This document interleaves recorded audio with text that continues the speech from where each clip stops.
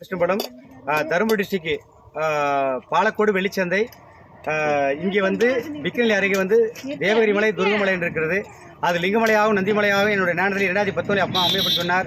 அதன் பிறகாக தொடர்ந்து 2021 வந்து தீபம் வைத்த திருவண்ணாமலை பெரிய தீபம். அந்த தீபம் வைத்துவிட்டு இப்பொழுது 3வது ஆண்டு தீபம் வைத்து விட்டோம். இப்பொழுது போன 26/12/2023 லிங்கமும் பிரதிஷ்டை செய்து விட்டோம்.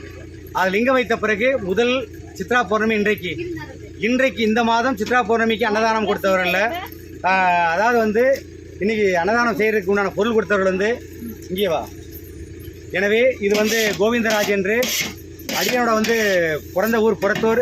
அந்த ஊர்லேயே அடியனோட வீட்டு பக்கத்து வீடு, சின்ன குழந்தைகள் எல்லாம் ஒன்றாகவே வளர்ந்தவர்கள். இவர் இன்றைக்கு வந்து பார்த்தா அந்த அரிசி கொடுத்துருக்கிறார்கள். பிறகாக வந்து பாலக்கோட்டிலே வந்து முருகன் பாத்திர கடைக்காரர் அவர், அப்புறம் மாதேஷ் பூக்கடைக்காரர், வெளிச்சந்த டிஎம்சி மல்லிகடை, தீபன் துணி கடைக்காரர், இவர்கள் எல்லாருமே சேர்ந்து தான் இன்றைக்கு அன்னதானம் செய்து கொண்டிருக்கின்றோம். எனவே இது போன்று அன்னதானம் உலகத்தில் தாங்கள் எங்கிருந்தாலும் சரி, சிவனுடைய வந்து ஆலயத்திலே ஃபங்க்ஷன் டைமிலே வந்து அன்னதானம் கொடுங்கள், அனைத்துவரும் சாப்பிடுவதற்காக. அப்பொழுதுதான் இறைவன் உங்கள் குடும்பத்திற்கு வந்து சாப்பாட்டுக்கு பஞ்சமில்லாமல் சிவன் வைப்பான் என்றால் மேலே இருப்பது வந்து குபேர கைலாசநாதர்.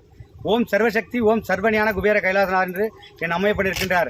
பெருமாளே திருப்பதியில் வந்து பத்மாவதியை கல்யாணம் பண்ணுறதுக்கு குபேரீஸ்வரன் கிட்ட கடன் வாங்கி தான் கல்யாணம் பண்ணார். அந்த கடன் இன்னவரையிலுமே பெருமாள் கொடுக்க முடியல. ஏன்னா குபேரன் தான் பெரியவன், கோடீஸ்வரன், குபேரீஸ்வரன்.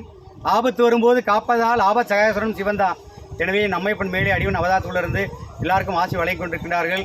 எனவே இது போன்று அந்த சித்ரா பௌர்ணமி எல்லா பௌர்ணமிகளிலுமே அன்னதானம் போட்டு தாங்கள் அனைவருமே அம்மையப்பன் தொண்டு செய்து அம்மையப்பன் அகந்தனிலே தாங்கள் பிள்ளைகளெல்லாம் திருமணமும் நடந்து கல்யாணம் பிள்ளை பிள்ளைகள் செய்வினைகளால் பாதிப்பவர்களும் இல்லை வந்து வியாபாரம் இல்லாமல் இருப்பவர்களும் அனைவருமே நமச்சிவாயத்திடம் வந்து இங்கே ஞானக்கலாமலையிலே ஆசி பெற்று அனைவருமே இன்புற வாழ்ந்து இமான அகமுறையுங்கள்.